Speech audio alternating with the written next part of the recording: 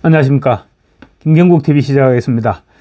민주당이 지금 윤석열 대통령의 탄핵 심판에서 핵심 사유였던 내란죄를 철회하겠다고 하는 터무니없는 짓을 벌이고 있습니다.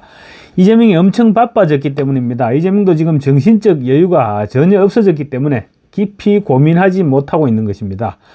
내란죄를 제외하고 탄핵 심판을 하겠다는 것은 탄핵 심판 종료 일정을 획기적으로 앞당기겠다, 그런 의도입니다. 그것도 헌법재판소 재판관 누군가와 짜고 이런 짓거리를 하겠다는 것입니다.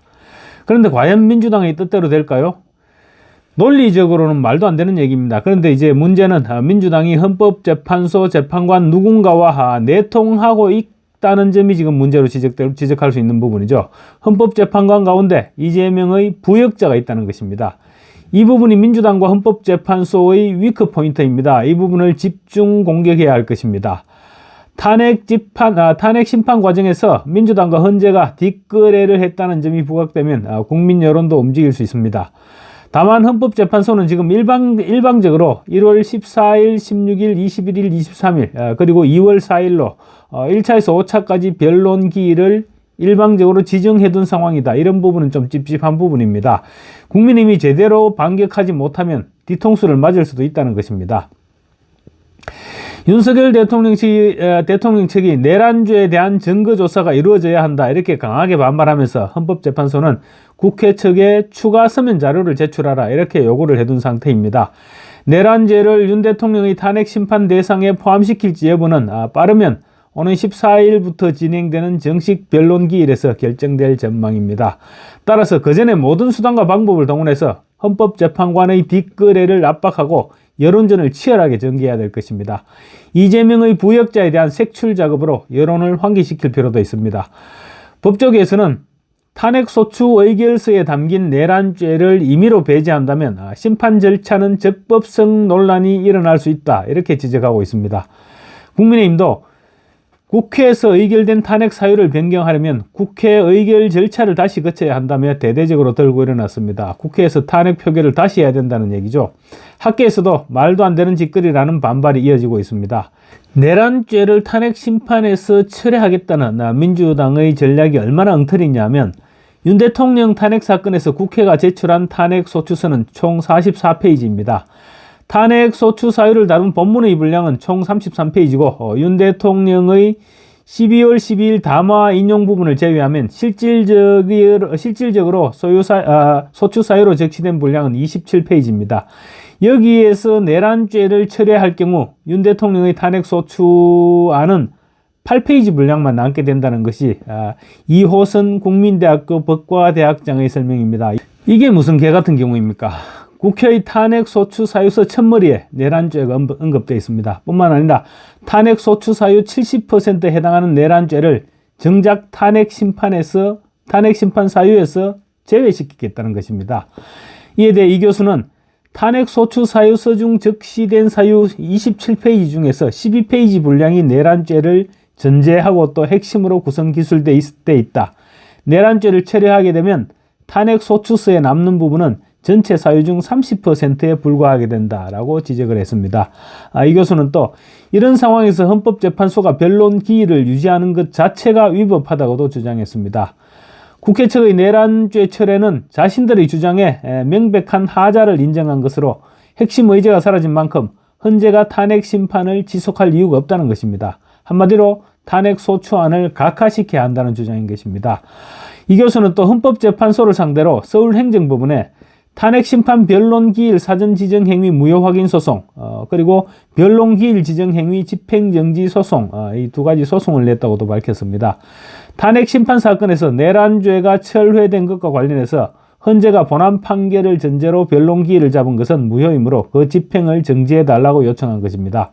이 교수는 또 탄핵소추서는 공소장과 같다는 점에서 일단 헌재에 접수되면 심판이 끝날 때까지 그 기재된 사실의 동일성이 유지되는 것이 원칙이라고 주장했습니다.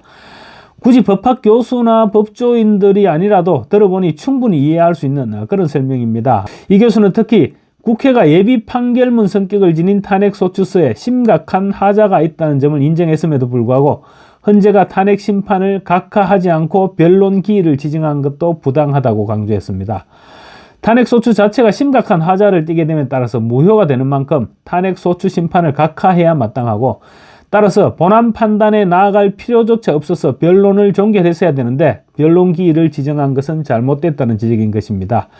이 교수는 그러면서 헌법재판소에서 일각에서 예상하는 대로 탄핵 인용이라는 답을 정해놓고 시한에 맞춰 진행하려는 의도라면 헌법재판이 아닌 정치재판 행위를 하겠다는 것이어서 원고나 마찬가지인 국민을 우롱하는 도저히 용납되지 않는 행태라고 강력히 비판했습니다. 이재명의 재판 일정 때문에 윤 대통령의 탄핵 일정을 맞추려는 민주당의 꼼수가 결국 무리수를 불러온 것입니다. 이에 따라 이 같은 꼼수를 누가 먼저 제안했는지 반드시 밝혀져야 합니다. 만약에 헌법재판관이 먼저 제안을 했다면 보통 심각한 문제가 아닙니다. 해당 헌법재판관이 사표를 내야 하는 것은 물론이고 탄핵 심판 자체가 무효되어야 할 정도로 중요한 사안이 아닐 수 없습니다. 그런데 국회 측 대리인단은 결국 민주당 쪽이죠. 국회 측 대리인단은 어제 헌법재판관이 먼저 제안을 했다, 이렇게 말한 것으로 지금 언론에 보도되고 있습니다. 이와 관련 홍준표 대구시장은 헌법재판소 안에 이재명 의원의 부역자가 있는 것은 아니냐라고 의혹을 제기했습니다. 홍 시장은 자신의 SNS에 느닷없이 내란죄를 철회하고도 조속히 파면 결정할 자신이 생겼나 보네요 라고 적었는데, 이 말은 헌법재판관 누군가가 파면 결정이 가능하다고, 그러니까 내란죄를 제외하더라도 파면 결정이 가능하다고 귀띔을 해준 것이 아니냐고 꼬집은 것입니다. 홍 시장은 이어서 이재명 의원은 항소심 재판 때문에 시간이 얼마 없다, 여태 내란죄 프레임으로 윤석열 대통령을 죽일 놈이라고 선동하더니 무슨 정보를 들었길래 갑자기 내란죄를 철회한다고 했을까라고 덧붙였습니다. 어떤 내통이 분명히 있었을 것이다, 이렇게 주장하고 있는 것입니다.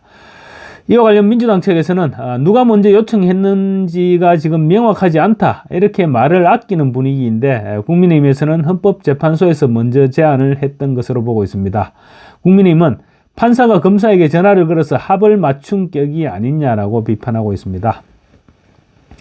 사실 탄핵 심판이 시작된 시점에서 국회가 헌법재판관을 추천한 것을 놓고도 검사가 판사를 지정한다, 이런 논란이 일어섰는데, 이번에는 판검사가 손발을 맞췄다는 논란을 피할 수 없게 된 것입니다.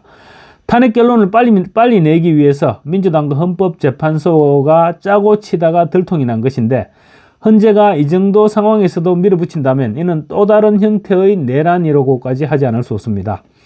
탄핵 심판에서 내란죄를 포함시킬 경우 우선 형법상 내란죄가 맞는지를 판단해야 됩니다. 엄청난 증인과 증거를 조사해야 할 뿐만 아니라 입증 부담도 만만찮죠. 당연히 시간이 오래 걸릴 수밖에 없습니다. 그래서 사법기관의 판단을 기다려야 한다, 이런 조항까지 있는 것입니다.